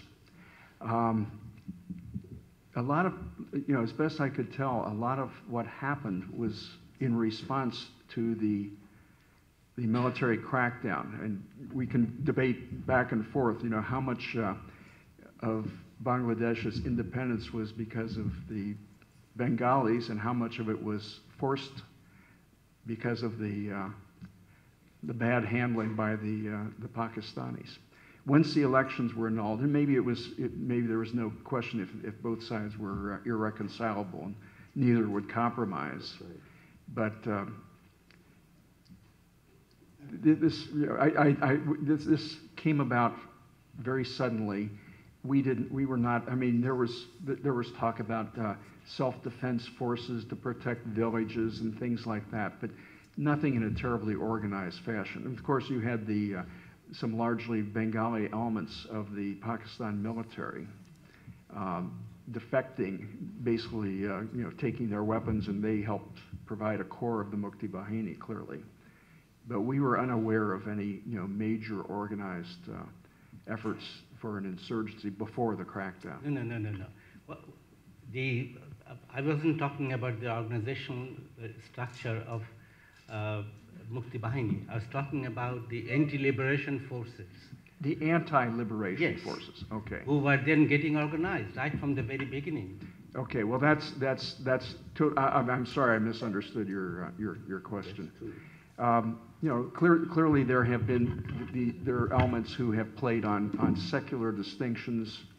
A lot of issues in terms of the role of the Biharis, in other words, the non-Bengali immigrants who had come in, who had looked at the central government, the military to protect them, and what role the military might have had in organizing some anti-liberation extremists from among some of these pro-government groups. I don't know, and I don't know to this day. Dr. Imam actually was mentioning about some of the militant groups which came up in 1971, like Al-Badr Ash-Shams, supported by the then Jamaat Islami, who were killing people in the name of religion and in the name of saving Pakistan. So he's talking about, his question was this, that do you think that was really a kind of initiation of what we now find as Islamic terrorism? There have been religious extremists, all around the globe at different times, and certainly we encountered some of them at the Consulate General. We would have anti-American messages from leftists and from religious extremists, and there were some, very fundamentalist, extreme Islamic groups. But whether they would morph into what now is seen as a more global phenomenon, we had no awareness of that at the time. Thank you. I think Dr. Nakibuddin is there to ask questions. Thank you so much, and it's an excellent presentation and organization. I would like to thank on behalf of me and my wife. My question is, we all know that the thought process of the Pakistani generals, and even the politicians, the West Pakistanis, they were so brutal. What prompted them to keep Bangabandhu alive until the end in Pakistani jail? What prompted the Pakistanis to keep Bangabandhu alive? In other way, why didn't they kill him? Why didn't they kill him? That's a question I cannot answer. I can surmise.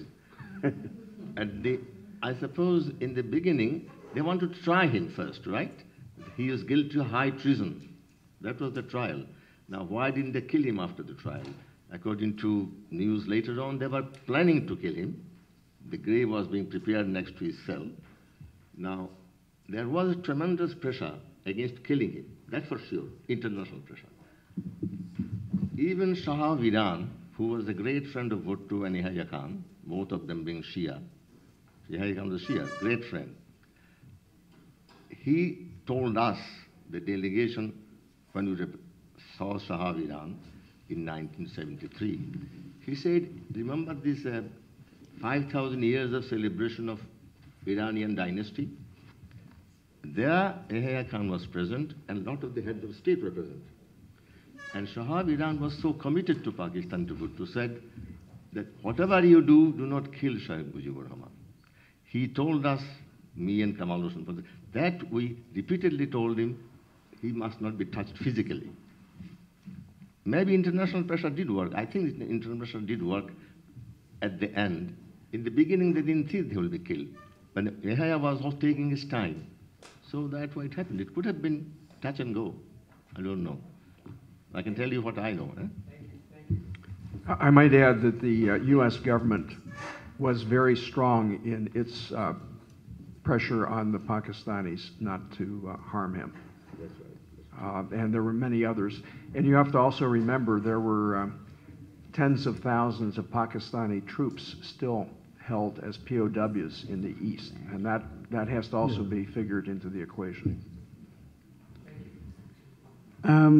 Any other question? Yes, Mr. Mohsin Siddiqui. This is a question, Mr. Butcher. You may or may not want to answer this, but how was the American intelligence presence in Bangladesh before 1971? Did you have enough people on the ground? American intelligence.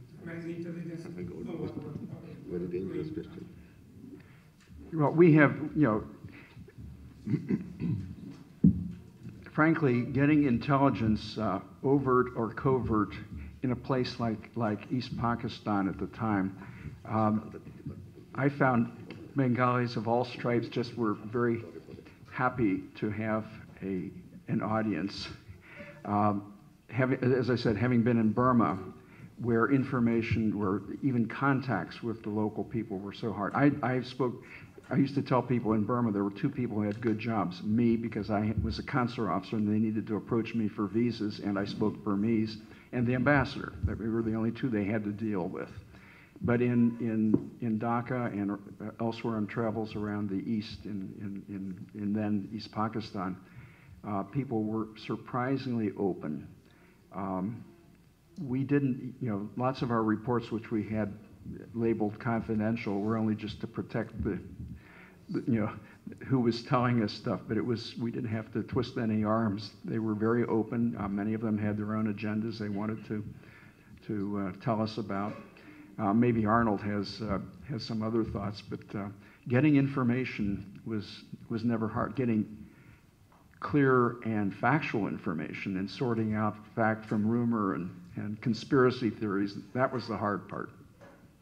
I think Professor Islam would like to add something to it. No, just about intelligence of U.S. government in Bangladesh during that time.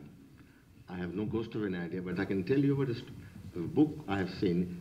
All of these are unclassified when they are declassified. The cables between Islamabad, Dhaka, and Washington, much earlier, about 15 years ago, published by Pakistani. And there I have seen several cables from Dhaka embassy to Washington. They are possibly not top secret, otherwise couldn't have been published at that time. The question was, who were the top advisors of Bangabandhu Sheikh Mujibur Rahman? Did I tell you the story? No.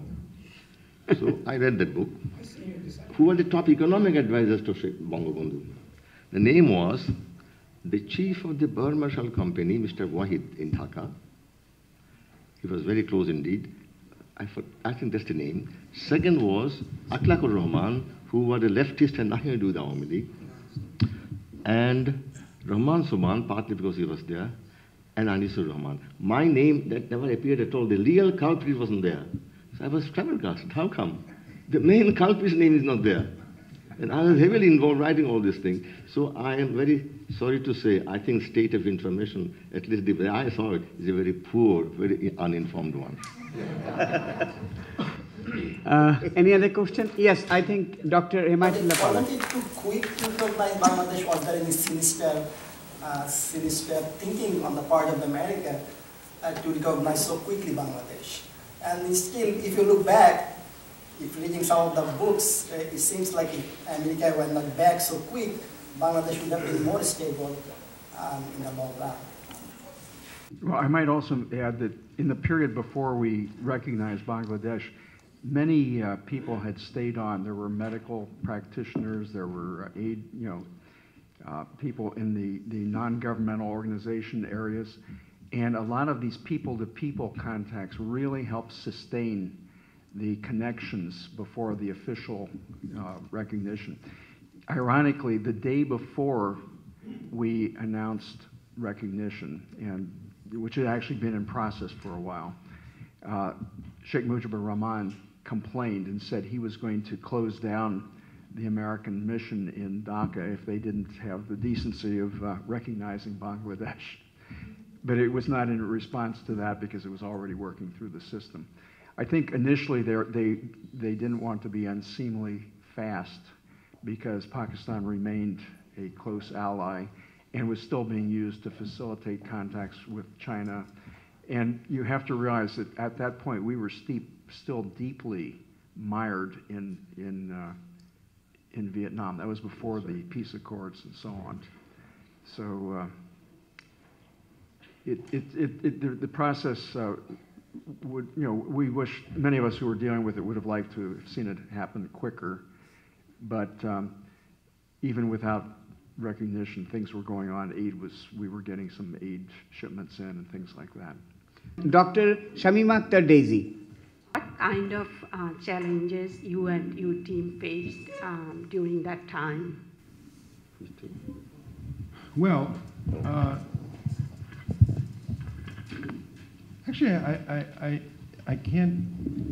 don't think of it so much as challenges. I guess the biggest thing was so much had to get done in such a little amount of time. And, we had a torrent of people, really excellent people, ranging from, a lot of those that have been mentioned to, from the Cholera Research Laboratory, from the academic community, also notable Bengali intellectuals that, came through our office that we were able to help gain access to people on Capitol Hill. And so I guess the biggest thing, and we were blessed with tremendous numbers of outstanding volunteers, people whose husbands worked at the World Bank or on Capitol Hill or others. And so the real issue was just, it was a adrenaline-filled period from morning to night with a remarkable cast of characters that were coming in and out of Washington. And I guess the biggest challenge was orchestrating this flow of talent and, and such articulate and remarkable people to just gain them the access that they needed. And to, I think also we did a lot of speech writing for people on Capitol Hill. I mean, in other words, there was so much to do. If you think about it, there are 535 congressmen and senators, and many of them were interested. This was an issue that had extraordinary interest on the part of the American people. On August 1st, the George Harrison and Ravi Shankar and Bob Dylan and others did the concert for Bangladesh. This was something that was front page news, on the cover of Time magazine, and so on. So you had a tremendous amount of interest over a relatively condensed period of time. And so the question really was, how do you extract all of this enthusiasm and channel it, as well as you can into the. You couldn't gain access to the executive branch; they had no interest, or they were, tilting, as it were, toward Pakistan. So, but the Congress, thank goodness, was very receptive. And, there was so much to do. There were hearings. Some of us testified before congressional hearings. Some of us wrote, speeches that the congressmen and senators gave. And so that was that's probably the biggest challenge. We have Mr. Shamim Chaudhry there. Good afternoon to you all. My question is a twofold question to Mr. Butcher. While you was in Bangladesh right after the crackdown on 25th March, or right before that period, did you ever met any people, any person from the political right wings, those who later been named as a conspirator during the Liberation War, who has been in trial right now? Did any of those groups ever met you? Because you was very much involved with the political secretary up there. That is my first question to you. The second question is coming, in fact, because of the question as Mr. Zeitlin posed. Many of the Bangladeshis or around the world, people say, what would happen if Sheikh Mujib has passed the border line and went to India? Do you think, from the perspective of what we know now, the American opposition to the independent government, at that time, even up to the December 16, and do you think it will be more difficult for Bangladesh to become independent, or to make that independence movement more of a Bangladeshi rather than an Indian poses? Thank you. The issue of contact with the like the Jamaat-e-Islami, is that what you're talking about in terms of? No. They frankly, if anything, were anti-American. Probably through the optics of our support for Israel. That's just my gut reaction. They were the ones who translated the names of Butcher, Blood, and Kilgore into Bengali, and then said, with people like this at the U.S. mission, things bode ill for Pakistan. So we really, I mean, we would meet them at, at certain receptions or things like that, but they neither sought us out, and we didn't blackball them or anything, but they just weren't out and about and socializing.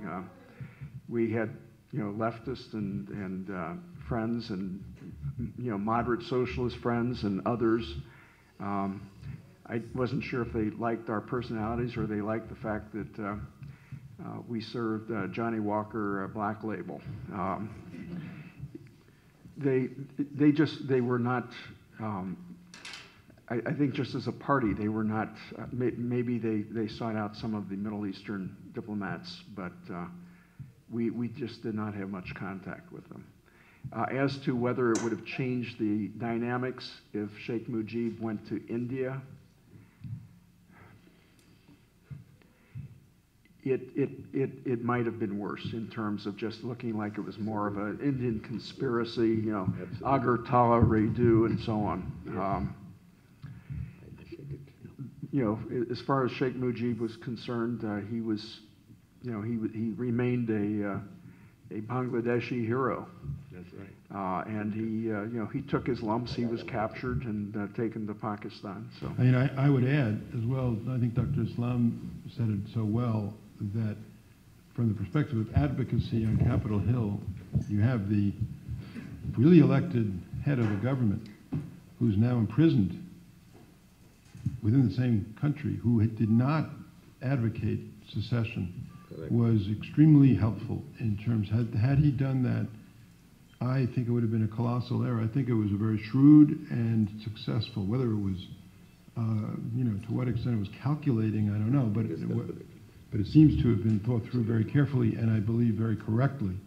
Because from the perspective that, you're on Capitol Hill, the issue is not about secession. There's nothing in these 6 points. It's about a confederation. And, there's a history here of, as also Dr. Islam said, the only thing that they have in common is the religion. There's a history here of exploitation and colonialism in those words, but there was never an attempt to secede, and it was never part of the. It was close, but it wasn't really. It was. So I think that strategy was brilliant. We are nearly towards the end of the question session as well, but I can see a few hands being raised. Raihan there, Mr. Raihan. I'm just trying to see, we have heard about some movement in Baltimore to seize the ship that's going to Pakistan with all the arms. If you could shed a few lights about that movement, because that was a very thrilling for us when we heard that story in a previous discussion. And there are folks who are actually doing some kind of protest to block that ship going out to Pakistan, 70s. Well, there were several incidents, and one of them I have to say, Dr. Greeno was involved with. Right after the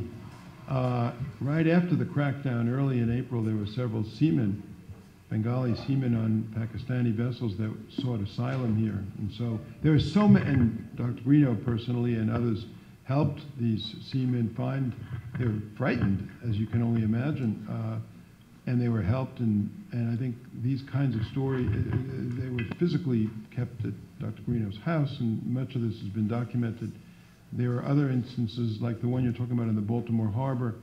So there are countless stories where it's clear that the real and the Lou Harris poll at the time showed you think very rarely does a foreign policy issue have any impact on polls, especially something as far away as Bangladesh, where people had little interest normally because of the distance, and this is 45 years ago where the internet didn't make the world quite as small a place as it is today. However, the Lou Harris poll showed a fairly sharp decline in Nixon's popularity rating on how he handled that incident. And I mean, it was 44 to 28 against, saying that he handled it poorly. So, you had no question that the American people, some of them braver than others, some of them, in examples like you're pointing out in the Baltimore Harbor and otherwise, but I think you have a case where the American people was so fundamentally backing Bangladesh, and whether it was the people on the ground as Scott Butcher and people like that who were legendary in the whole struggle from an American perspective, or the common person who was following this. That's the story of the American reaction. And you have a small group of, I think, who took real politique, if you will, to such an extreme and ill-conceived degree, Nixon, Kissinger, and a few others. That imbalance is something that we have to look at our souls in this country to say, how is it possible that the government can get so skewed in such a way that is so much against the real interest of the people of this country and the desires of its people? I mean, that's the lesson you have lessons to learn in Bangladesh. We have many lessons to learn as Americans who, as you observe this. And so how could that be that so many people, the outpouring of people supporting Bangladesh, and a Capitol Hill, and yet a couple of people, and yes, very powerful people. And why? How does this happen? How does it happen? How do we prevent it happening again? These are the lessons we have to internalize. We are privileged to have Dr. William Greenough here, if he can throw some light on the Baltimore blockade. Can you hear me? Yes. One thing I think to clarify on the ships, one of the real heroes was a lady who smuggled out documents from the Pakistan embassy at her personal risk and got them on my doorstep that went to Taj Shul. And the ship that was on the front page of the New York Times was in Hoboken, New Jersey. It was not blockaded, but he photographed the armed shipments a few days after I brought the documents to the New York Times. A criminal act in view of what I did. The statute of limitations, I hope, has run out. The second thing is that the American Friends Service Committee led the charge on the Padma and the ships in Baltimore Harbor. I was in a canoe with them, and that was great fun. I stayed out later and didn't get arrested, so I avoided prison, but they went in early and got put in jail for the night. I had a question for President Earl Islam. I always say that the refugee situation in the Bangladesh War was the largest of the 20th century, somewhere between 9 and 10 million refugees. And the reason it's forgotten is it was resolved so quickly thanks to the actions of the U.S. consulate in Dhaka and everyone who went to bat for the Bangladeshis who were chased out of the country and slaughtered in their country. Is that correct, do you think? Was that the largest the refugees who went to India? The largest refugee incident of the 20th century, 10 million over a short period of time in India. I believe that's factually correct. Is that so? Number? Number. Largest. In the history? In the history of the 20th century. Possibly, I think so. I believe it is. It'd be interesting to document that because it's forgotten since it was resolved so quickly, thanks to the Mukti Bahini and the uprisings in Bangladesh that resolved it in less than 9 months. You see, the refugees were the main reason why India decided to intervene so early. The proclaimed policy of Indira Gandhi was, you see, it's not true that India was waiting to recognize us. It's not true at all. In the month of May, June in Delhi, vigorous controversy that why should India support Bangladesh movement? Huge voices against it because 3 arguments. 1, internationally it will be considered an act of bad faith international law. You don't intervene and encourage secession of a country. 2nd, the eastern part of India was an uproar. There was a bad example for that part. They will also declare independence. And the 3rd was very tricky. Who are 2 Pakistans better than 1 Pakistan? It was vigorously debated in newspapers in India. Why should Indira Gandhi prefer two Pakistans to one Pakistan? And eventually decided, no, it's all right, even if it's two, we'll take the risk. And didn't believe it will be two Pakistan, but eventually it could have been turned out that way. So that is the reason why refugees were the main argument. Otherwise it would have been impossible. Indira Gandhi couldn't have a reason to go around the world, make out the case for intervention. The defense treaty between India and Soviet Union, she did it immediately after her visit to Nixon here, because she realized the game is up. And if there is a war, she needs support. If the United States go on the side of Pakistan, she needed support. So Indo-Soviet defense, mutual defense protected her. So refugees played a very critical role in the whole equation. I'd also like to thank the panel for shedding a great deal of new light, at least for me, on the Liberation War and what led up to it. Thank you. Thank you. I think Mr. Qayyum Khan wanted to ask some question. Qayyum Khan. Thank you all, especially the panelists. We learned a lot of things, and the organizers also. My question is to Professor Nurul Islam. He mentioned about 6 points demand, that which is the route for the liberation. And now we know it was the Tajuddin Ahmed who was the unsung hero of this independence war, especially after 25th March, when the pre-liberation government formed, and India 9 months sit on this, and we came to know that you are with the close associates with Tajuddin Ahmed. So please, what's him? What is the question? What is the question? Question is, please mention something about. I'd like to know about Dr. I was not in Calcutta, so I was not part of Mujibnagar government. No, I'm talking about the 6 points demands. 6 points. When Tajuddin Ahmed was there. Yes, he was one of the group. Let me describe the process of preparation for the new constitution based on 6 points. The decision by Bangabandhu was, after the election was won, if the parliament is called, he will go there and present his constitution based on 6 points, and since he has majority, he should get it passed, correct? That was the threat that Pakistan faced. Now, Mr. Tajuddin Ahmed, along with 3 others, Nazrul Islam, Tajuddin Ahmed,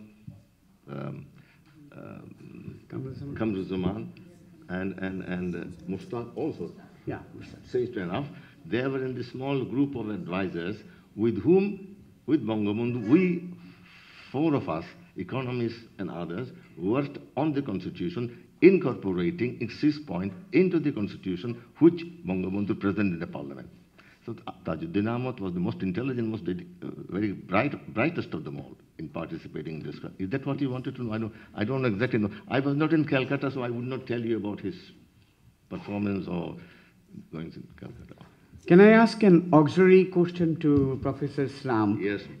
This afternoon when we were coming during the drive, you mentioned about Bangabandhu asking his elected MPs and MNAs to take an oath on 6-point program in as far back as in January 1971, which is very unprecedented because the MPs and MNAs are not supposed to take oath outside the parliament. So what was that which he intended? You see, I must not be compelled to say all kinds of unpleasant things. Now, the issue was, between 1969 and 70, few months to organize a new party. The party was virtually destroyed after 66 to 69. The militaries, all of them in the prison, at district level, odd level. Awami League almost disappeared in the period. So he had to rebuild the party during 10 months for election. So what happens? All kinds of characters moved in because the lobes and fishes were in the offing. All became Awami Leaguers. He knew that, but he has no choice. He has to win an election and win it. So, since the man was extremely in touch with the roots at the village level of Awami League, he knew exactly what's going on. But he knew that he had no choice. There are all kinds of opportunists in the party, correct? So election is won. Now, how do we know, as Yahya suspected, that they can be bought and sold? We have been doing that for 20 years. Why shouldn't we again? They have been buying and selling us since 47. What's the problem in 71? So they suspected we can be bought and sold. And Bangabandhu realized the possibility is not very small. So he called a meeting immediately after the election, unprecedented in the history of the world, that you call a meeting of elected victorious parties representatives in a public meeting saying that if you do not stick to 6 points, ever betray, I will put the East Pakistan people against you. But that's so he did not trust them completely. I'm sorry to say that. So otherwise, you wouldn't threaten them with this kind of getting the people against them. So there was a problem there because, as I said, all kinds of characters joined in. Now, you must not forget, in 1970 election, 30% popular vote, 70% Awami League got not 30%. 6 point did not get support of 100%. At that point, 6 point was understood to be some minor form of autonomy, not the way I explained it. Even that was not acceptable to 30% of Bangladeshis. No, you must not misread history. So there was a strong support for United Pakistan. Accepting that, majority did not. Nowhere 100% in 1976, 100% Americans did not want to be independent from England. 30, 76, 30. So it's always like this. That's perfectly legitimate. But he had a very difficult task, not stopping this buying and selling business. And they did deliver. And he didn't have to go. There was no meeting of the parliament, so the occasion didn't arise whether it was bought and sold. Yeah. Thank you. I think Brad there is going to ask another question. And that's the last question that we are taking. First question is, after Ayub Khan was elected as president in 1962, he came up with the idea that there needs to be a second capital in East Pakistan. Yes. And the construction began in 1963, 63-64. Could you map the influence of the construction of the so-called second capital in Dhaka among the political leadership of East Pakistan? Or was there any effect at all? You see, from 1962, Ayub decided some shops here and there have to be given to these agitating characters. He didn't think much of them. I'm sorry to divert. I strongly urge upon you to read the autobiography of Ayub, which is not separate from the earlier book. It's published here. And there you have paragraphs of paragraphs. Yes. What does he think of these East Pakistanis? You would shudder if you read them. So this building of second capital, all those characters want some sessions of parliament. Let's give it that to them. It's neither here nor there. It didn't have any. It was the architectural famous. From your point of view, it was a great thing. I agree with you. It was a great thing, great achievement of the world famous architect. The other question is you might find it a bit irrelevant, and the moderator as well. Even after 40 years after the liberation of Bangladesh, why do you think there is so little scholarly activity on the history of 1971? Very interesting. I do not know, but I will guess. I had a meeting, a dinner party. This is gossiping. I hope you forgive me. Go ahead. So, a very distinguished group of Bangladeshis visiting from Bangladesh and resident here, very high level, very sophisticated, PhDs like you and me, all kinds of things. I had a serious argument with them. Is history relevant? They said, useless. Retired professors like you have nothing else to do. Obviously you do that. But then why are you bothering us? We are involved with the present and the future. What's going on here? I could not convince them history is not relevant. These are not rickshawalas from Dhaka. These are highly sophisticated characters, ex-international civil servants, ex-distinguished scholars, and very serious high diplomats. They are telling me for half an hour, arguing with me, sir, in your case it's okay, you have nothing else to do, what do you do? But we are too busy. Now, that is an attitude of mind which is very important. history according to our present generation of Bangladesh. I have been in Bangladesh and asked the same question. Irrelevant. We have no time for all this nonsense. We spend for the present and the future. Shall I tell you a joke which I repeat to everybody? The joke is, you know Ulfovich, the architect of Iraq war during George Bush's period? He was asked by a British journalist, said, sir, we have experience of Iraq about after the First World War, years, decades. Long time to get extricate ourselves from that. Now, have you learned any lessons from the Iraqi experience? Ulfovich's answer was, gentlemen, I do not read history, I make it.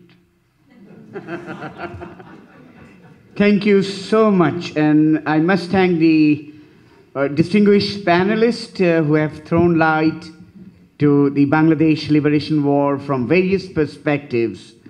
And a lot of stories that we came to know today in Washington, in Dhaka, and in Bangladesh as a whole, which really enlightened us. I hope this panel discussion was very, very interesting and you may have enjoyed it. I would now hand over the mic to Nadia to invite our special guest to speak. A big thanks to our speakers for sharing their personal accounts of 1971. It's truly inspiring to hear about how you pursued justice at great personal and professional risk. As a member of the post-71 generation and as a Bangladeshi American who straddles both worlds, I can say that we have a lot to learn from you. Our generation is truly indebted to you. Thanks to our articulate moderator as well, Mr. Anis Ahmed, as well as the people in the audience who asked such thought-provoking questions. Next, I would like to invite our guest of honor, the Deputy Chief of Mission, Mr. M.A. Mohit, to say a few words on behalf of the Bangladesh Embassy. Thank you very much, and particularly I welcome all of you to the Embassy of Bangladesh, and particularly our three very distinguished panelists who came here and speak before us and shared their memories and experiences. Distinguished panelists, organizers from the Bangladesh Liberation Archives team in Washington, D.C., ladies and gentlemen, good afternoon and Shubha Aparanno. I feel truly fortunate to have just attended yet another great event organized by Bangladesh Liberation Archive. And it is this embassy's great honor, as always, to be associated with the Bangladesh Liberation Archive. Thanks for giving us such a somber reminiscence of the dark and difficult, yet the most glorious days of the history of our liberation war. Bangladesh Liberation Archive is a profound organization, and I would say one of its kind, of a group of extremely dedicated expatriate Bangladeshis who have been relentlessly working toward preserving the memories of our war of liberation. And our war of liberation is an epic written by a nation, an epic of joy and sorrow, the courage and honor on one side, and the unprecedented brutality and horror on the other. This was the history of a nation's colossal and unprecedented sacrifice. Indeed, BLA is doing the most important job for us and our next generation by rediscovering many historical moments, collecting invaluable artifacts, pictures, films, and documents to establish a full-fledged archive, as well as to share them, to spread the spirit among those who are seeking the truth, those who are seeking justice, and the believers of 1971, and even those who believe otherwise. Without their noble initiatives and dedication, no doubt many of the priceless moments and personal stories of our war of liberation would not have come to light. I salute all the volunteers of Bangladesh Liberation Archive for their invaluable contribution to preserving what is very close to us, the memories and dreams of the brave individuals who earned us the highest dignity of our life, freedom, and liberty. I also feel honored to be able to speak alongside three distinguished intellectuals who are very closely associated with Bangladesh history and have earned our deep tribute for their contributions to our war of liberation. It is perhaps one of the most unfortunate episodes in a nation's history, in our history, that as we witnessed and we have been witnessing concerted efforts by vested quarters to distort the history of our war of independence, suppress facts, and even dwarf the very spirit of 1971, the spirit of equality, secularism, and human dignity. And against these, I mean, the valuable contribution being made by the BLA is truly praiseworthy, and I salute them. I'll skip some of my notes I scribbled on the speeches of the panelists. I think our moderator, Mr. Anis Ahmed, done that part wonderfully. And I also thank and congratulate him for this wonderful moderation of this very, this is a great discussion event. And a while ago, we had the opportunity to listen to the distinguished panelists, distinguished personalities, Professor Nurul Islam, Mr. David Westbroad, and Mr. Scott Butcher, who are the living histories and witnesses to many facts, many events. And also some brilliant and thought-provoking questions are posed from the floor. And I must say, the befitting responses from podium and then this very two-way communication would add great value to the discussions. And that I must say, a big success of this event. And a small element of self-criticism. I was really expecting to have more young faces here, members of more young generation here. And they can best benefit from such thought-provoking and revealing discussions here. And they must know our true history. And I see a couple of faces here, and I'm really touched with their presence. And I urge the parents, including myself, I have also kids, and I failed to bring them here, so that we can bring more of them in number here in the future events here. And I hope and believe BLA will continue its noble endeavor to preserve and spread the history and spirit of the greatest events of our history, our War of Independence. We're looking forward to BLA's next event at this embassy in not too distant future. I thank you all. Thanks, Nadia. First, I would like to pay tributes to all the martyrs of the Bangladesh Liberation War and to all the freedom fighters who joined the Liberation War. We are living proof of their dedication, and we will cherish their sacrifices and will continue to bear the freedom torch they have set alight for us. Ladies and gentlemen, on behalf of Bangladesh Liberation Archives, I thank you all for joining us today. First, I would like to thank our distinguished panel speakers, Professor Nurul Islam, Mr. David Weisbrod, and Mr. Scott Butcher for sharing thought-provoking speeches. Your discussions have enlightened us with the economic and political aspects of Bangladesh Liberation War history. Your efforts have certainly connected the audience to the Liberation War history. All of us deeply appreciate you taking the time to join us today. I would like to thank Mr. Anis Ahmed for his skillful moderation. I also would like to thank His Excellency Mohammed Ziauddin for graciously allowing us to use the facility and for providing us with all the logistical support for this event. In addition, I also would like to thank Deputy Chief of Mission, Mr. Mohammed Mohit, for his noteworthy speech. I thank Consular Mr. Tawfiq Hassan, who helped us out with so many parts of this program. Thanks to Mr. Shamim Chaudhuri for sharing the eye-opening documentary. Thanks to Tasbir Imam Shakkar for introducing Bangladesh Liberation Archives. Big thanks to Nadia Afrin, who smoothly facilitated the entire program.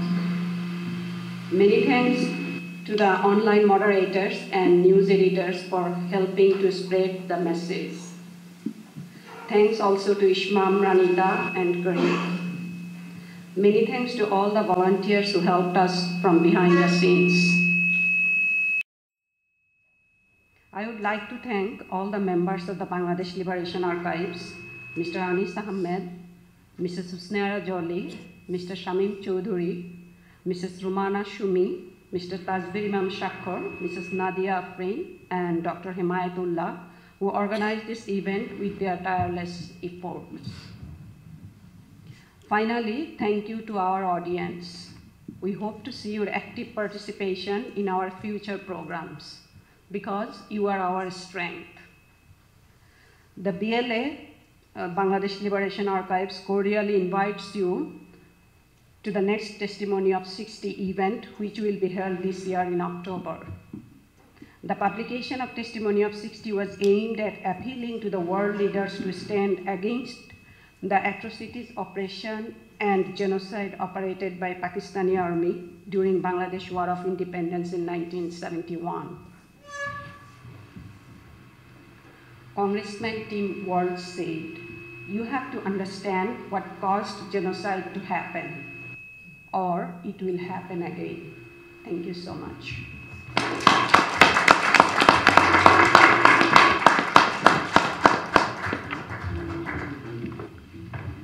We'll end our event here today. Thank you very much for joining us on a Sunday evening. Hope you'll stick around and check out the exhibit, enjoy the good food, and continue the conversation with the panelists. Thank you.